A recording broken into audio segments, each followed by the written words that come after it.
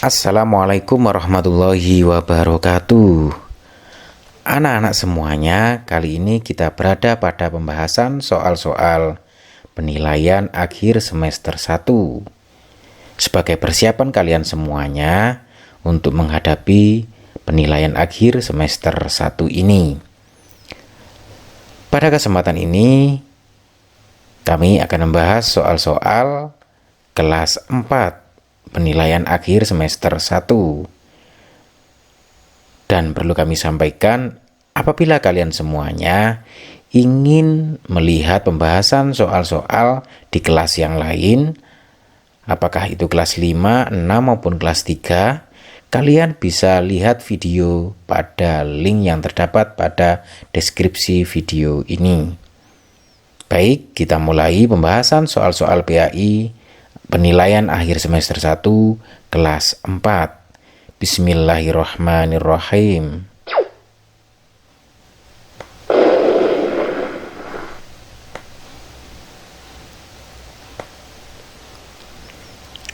Soal pertama.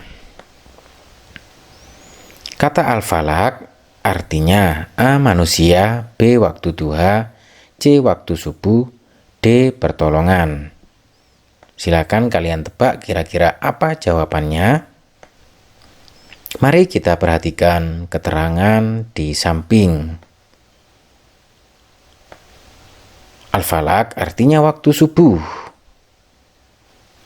Di dalam Quran surat Al-falak, Allah Subhanahu wa taala memerintahkan kepada Nabi dan umatnya untuk selalu berlindung kepadanya agar terpelihara dari kejahatan. Dari keterangan di atas, dapat disimpulkan bahwa jawaban pertanyaan di atas adalah C.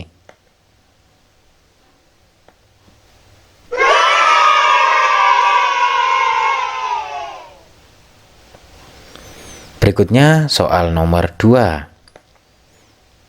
Surat Al-falak terdiri dari kira-kira berapa ayat? Mari kita simak surat Al-falak di samping. Mari kita hitung jumlah ayatnya. 1, 2, 3, 4, 5. Setelah kita hitung, terlihat bahwa jumlah ayat surat Al-falak adalah 5 ayat.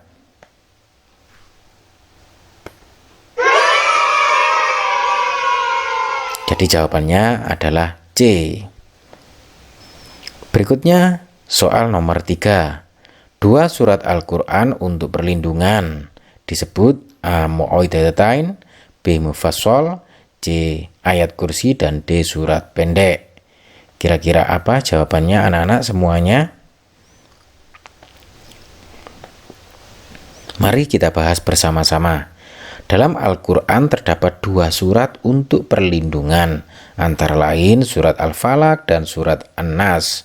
Surat-surat tersebut disebut dengan surat Mu'awwidhatain. Dari keterangan di atas dapat disimpulkan bahwa jawaban pertanyaan di atas adalah A.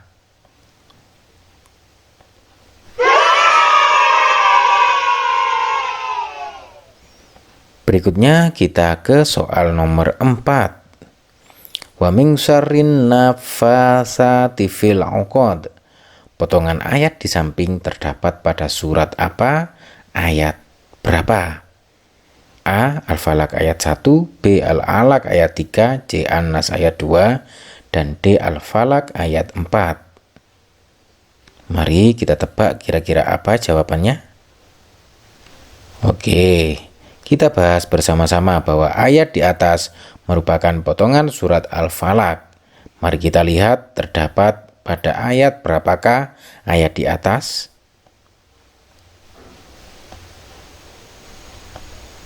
Ya, dari keterangan di atas dapat disimpulkan bahwa jawaban pertanyaan di atas adalah D. Al-Falaq ayat 4.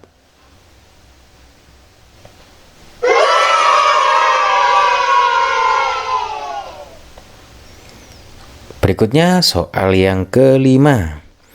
Kata iman kepada Allah SWT memiliki arti A. Percaya dan yakin kepada Allah SWT, B. Maha suci Allah SWT, C. Maha benar Allah SWT, dan D. Allah Maha pengasih.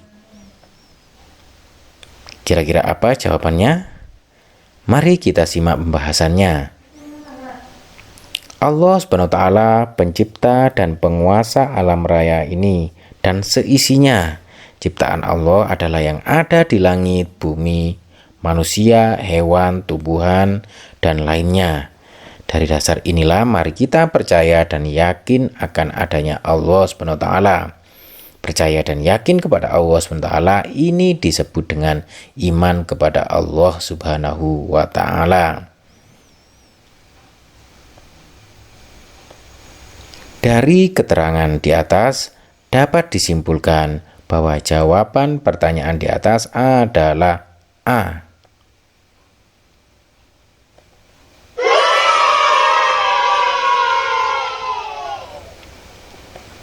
Berikutnya soal nomor 6. Bukti adanya Allah SWT adalah A. Diterimanya amal, B. Naik jabatan, C. Adanya alam semesta, dan D. Banyak harta.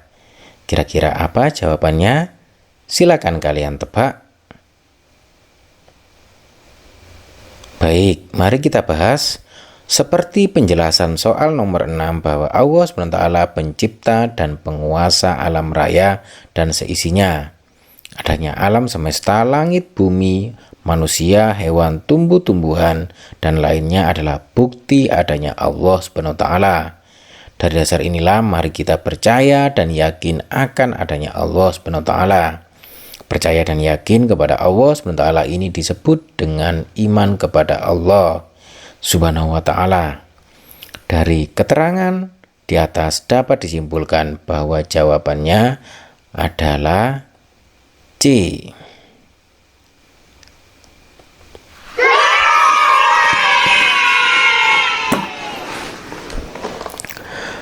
Berikutnya kita ke soal nomor 7. Kita dapat mengenal Allah SWT melalui Asmaul Husna yang berjumlah 99. Asmaul Husna artinya A. Nama-nama yang keren dan gaul, B. Nama-nama penting, C. Nama-nama islami, D. Nama-nama baik Allah SWT. Kira-kira apa jawabannya? Mari kita simak penjelasan berikut. Untuk bisa mengenal sesuatu biasanya melalui namanya. Demikian juga mengenal Allah. Allah SWT memiliki nama-nama yang baik atau dikenal dengan Asmaul Husna.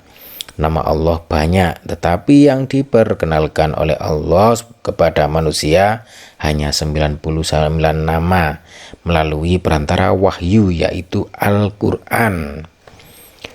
Dari uraian di atas dapat disimpulkan bahwa jawabannya adalah D.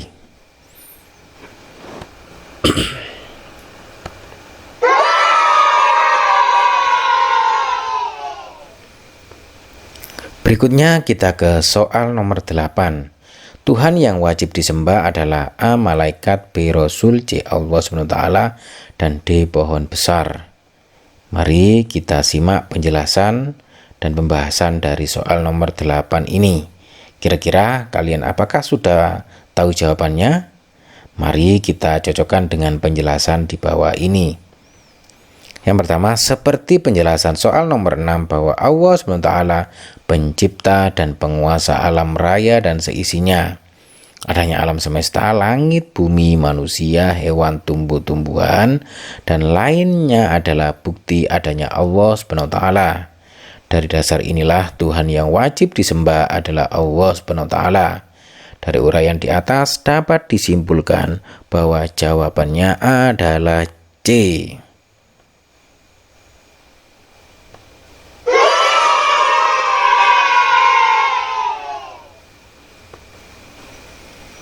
Berikutnya 9. Allah SWT maha melihat segala sesuatu yang kecil dan tersembunyi, sekalipun di alam semesta ini. Asmaul husnanya adalah A. Al-Basir, B. Al-Adl, C. Al-Azim, dan D. Ar-Rahman. Kira-kira jawabannya apa, anak-anak semuanya? Silakan kalian tebak. Oke, kita bahas bahwa Allah SWT memiliki nama-nama yang baik atau dikenal dengan Asmaul Husna. Nama Allah banyak, tetapi yang diperkenalkan oleh Allah kepada manusia hanya 99 nama melalui perantara wahyu, yaitu Al-Quran. Beberapa arti Asmaul Husna sebagai berikut. Pertama, Al-Basir yang artinya maha melihat, Al-Adl maha adil, Al-Azim maha agung. Oleh karena itu jawabannya adalah A. Al-Basir artinya maha melihat.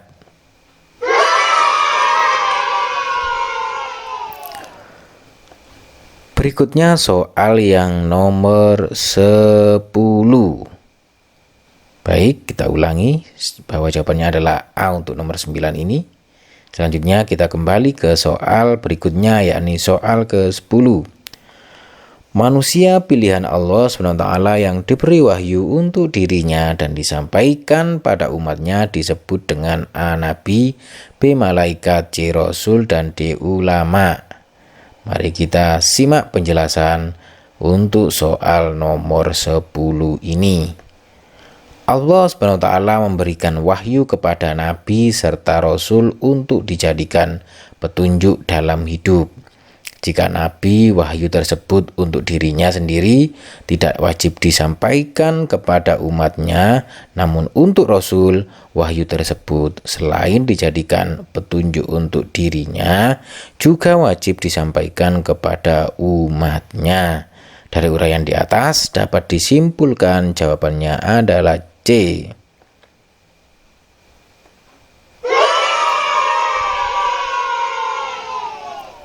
Berikutnya soal nomor 11. Rasul Allah SWT dikaruniai sifat yang menyampaikan, yaitu sifat, kira-kira apa? Bisa kalian tebak? Oke, kita simak penjelasannya. Sifat wajib seorang Rasul ada 4, yaitu siddiq artinya jujur, 2 amanah artinya dapat dipercaya, 3 tabligh artinya menyampaikan, dan 4 fatonah artinya cerdas. Dari uraian di samping dapat disimpulkan bahwa jawaban pertanyaan di atas adalah B.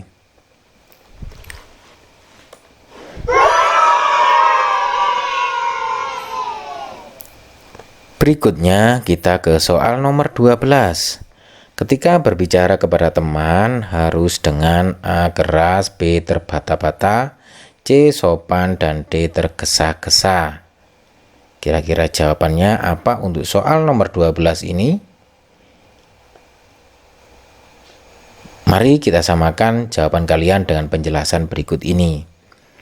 Dalam Islam, kita diajarkan untuk berakhlak yang baik kepada siapapun. Salah satunya adalah bersikap sopan dan santun kepada teman. Dari keterangan di atas, dapat disimpulkan bahwa jawaban pertanyaan di atas adalah C. Sopan.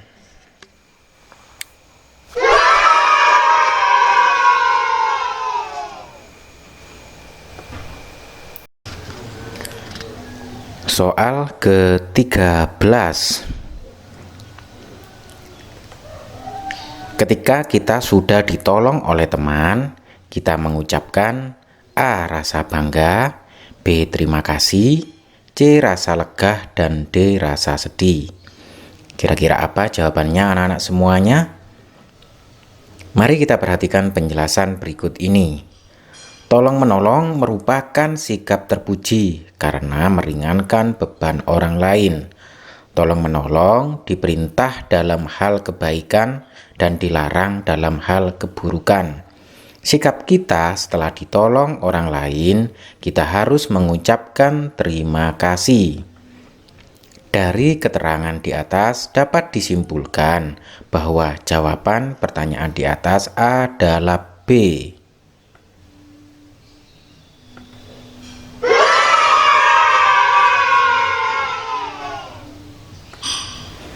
Berikutnya kita bahas soal ke-14. Ahmad menemukan barang yang bukan miliknya di sekolah. Kemudian ia berikan kepada guru. Sikap Ahmad sudah mencerminkan perilaku A. Sopan, B. Santun, C. Dermawan, dan D. Jujur. Kira-kira apa jawabannya anak-anak? Silakan kalian tebak. Bagus, mari kita bahas penjelasan dari soal ke-14 tersebut. Sikap kita ketika menemukan barang orang lain, kita harus memberikan kepada yang memilikinya, karena perilaku tersebut merupakan cermin dari sikap kejujuran yang ada pada kita. Dari keterangan di atas dapat disimpulkan bahwa jawaban pertanyaan di atas adalah D.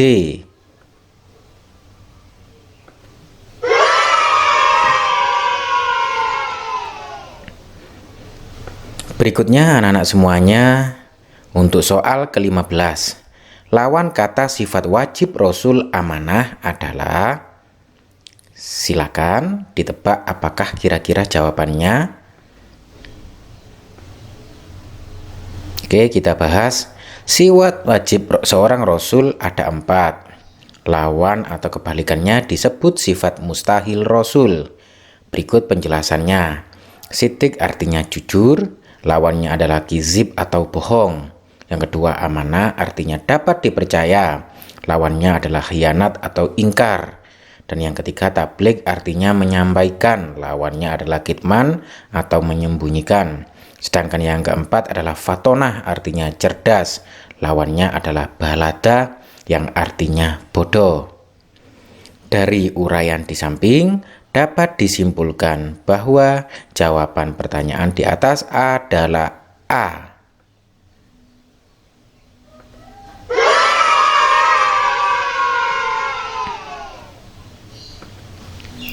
Berikutnya anak-anak semuanya, soal ke-16. Ani selalu taat dan patuh pada kedua guru dan orang tua. Sikap demikian adalah anak pada orang tuanya. A. Hak, B. Kebolehan, C. Kewajiban, dan D. Kebebasan. Kira-kira apa jawabannya anak-anak? Silakan ditebak. Mari kita perhatikan penjelasan berikut ini. Guru dan orang tua adalah orang yang berjasa dalam hidup kita. Orang tua kita sudah melahirkan dan merawat kita mulai dari kecil, sedangkan guru telah mendidik kita sehingga kita menjadi anak yang pandai. Oleh karena itu, kita berkewajiban taat dan patuh kepada orang tua dan guru kita. Dari uraian di samping, dapat disimpulkan bahwa jawaban pertanyaan di atas adalah C.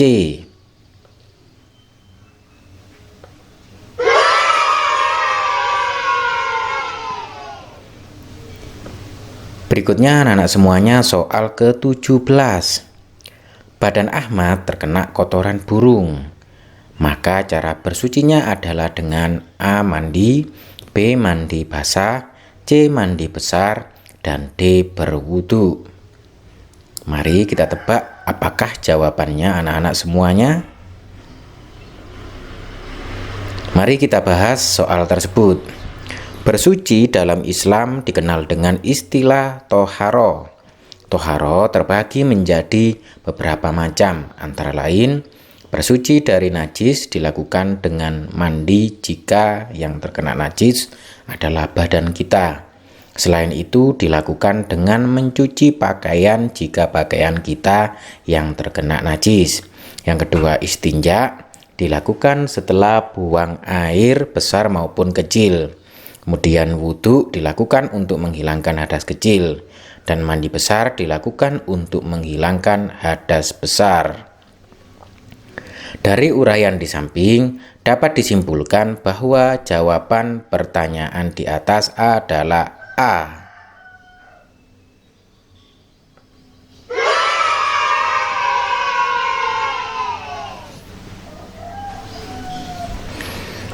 Berikutnya anak-anak semuanya soal ke-18.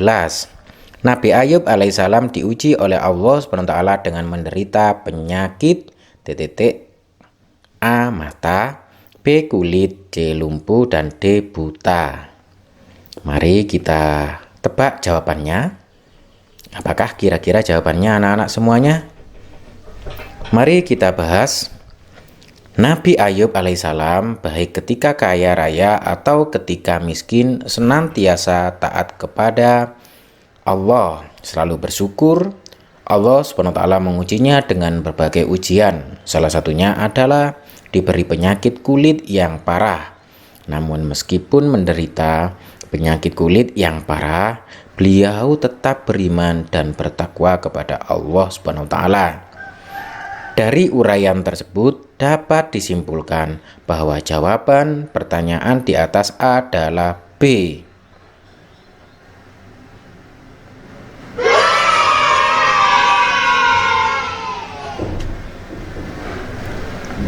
Berikutnya soal ke-19. Nabi yang mempunyai mukjizat tongkatnya berubah jadi ular besar adalah Nabi A. Isa alaihissalam, B. Ishak alaihissalam, C. Musa alaihissalam, dan D. Harun alaihissalam. Kira-kira jawabannya apa anak-anak semuanya? Bisa ditebak? Oke, kita bahas soal tersebut. Mukjizat adalah kelebihan luar biasa yang diberikan Allah kepada Rasul pilihannya dalam menyampaikan dakwah kepada umatnya.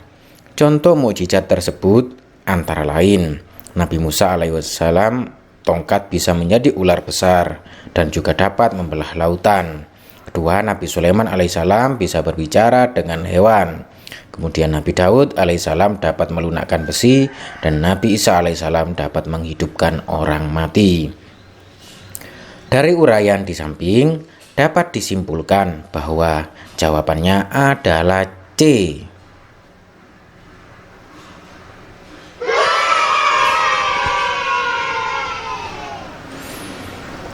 Berikutnya anak-anak semuanya soal ke-21. Nama Nabi yang fasih berbicara dan mempunyai pendirian tetap adalah Nabi. Siapakah kira-kira anak-anak semuanya? A. Nabi Harun alaihissalam adalah kakak kandung Nabi Musa alaihissalam. Tutur katanya fasih, perilakunya santun, dan kesetiaannya kepada Nabi Musa alaihissalam sangat besar. Nabi Harun alaihissalam selalu mendampingi Musa alaihissalam ketika menempuhi Fir'aun.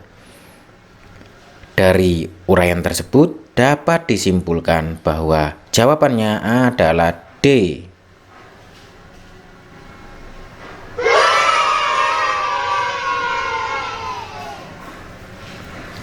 Berikutnya anak-anak semuanya soal ke-22. Percaya kepada Nabi dan Rasul termasuk rukun iman yang kira-kira apa jawabannya anak-anak semuanya? Silakan ditebak. Oke, kita padukan dengan pembahasan penjelasan soal tersebut. Rukun iman ada 6, antara lain iman kepada Allah, iman kepada malaikat Allah, 3 iman kepada kitab Allah, 4 iman kepada Rasul Allah, dan 5 iman akan datangnya hari kiamat, dan 6 iman kepada qadha dan qadar. Dari uraian tersebut dapat disimpulkan bahwa jawabannya adalah D.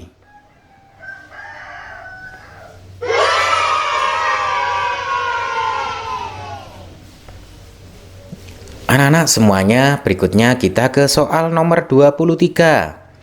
Nabi Zulkifli, maksudnya Nabi Zulkifli dipanggil Zulkifli yang artinya kira-kira apa anak-anak semuanya jawabannya? Oke, mari kita bahas. Zulkifli alaihissalam nama aslinya adalah Bashar. Nama Zulkifli didapatkan ketika seorang raja bernama Ilyasa atau Nabi Ilyasa mengumpulkan rakyatnya. Raja itu bertanya, siapakah yang sanggup berlaku sabar jika siang berpuasa dan jika malam beribadah? Maka ia akan diangkat menjadi raja. Tak seorang pun berani menyatakan kesanggupannya.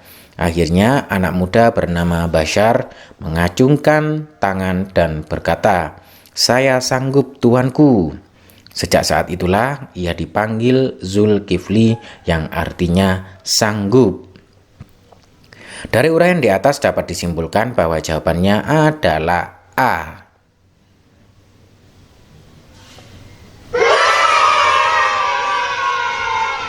Berikutnya soal ke-24.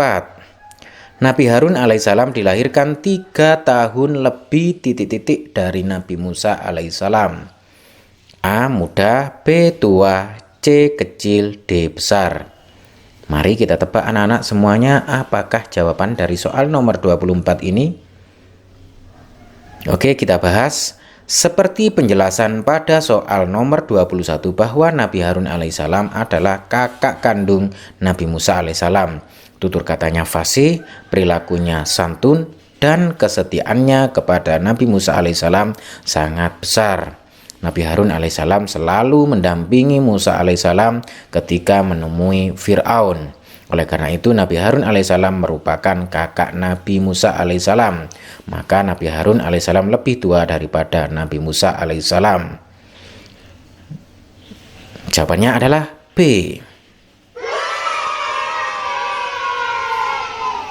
Soal yang terakhir yang kita bahas dalam video ini adalah soal ke-25.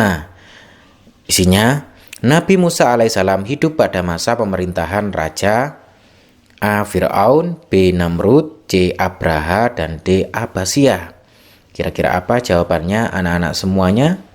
Bisa dipadukan dengan penjelasan berikut ini. Nabi Musa alaihissalam lahir di zaman Raja Fir'aun. Di masa itu Fir'aun memerintahkan setiap bayi laki-laki yang lahir harus dibunuh karena pengaruh mimpinya.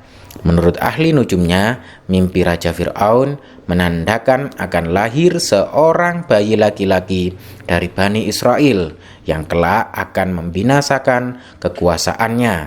Raja Fir'aun terkenal sombong dan mengaku dirinya sebagai Tuhan.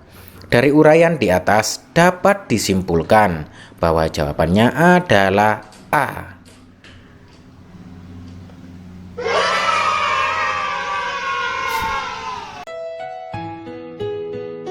Adik-adik semuanya, demikian tadi latihan soal pada pelajaran atau pada bab ini.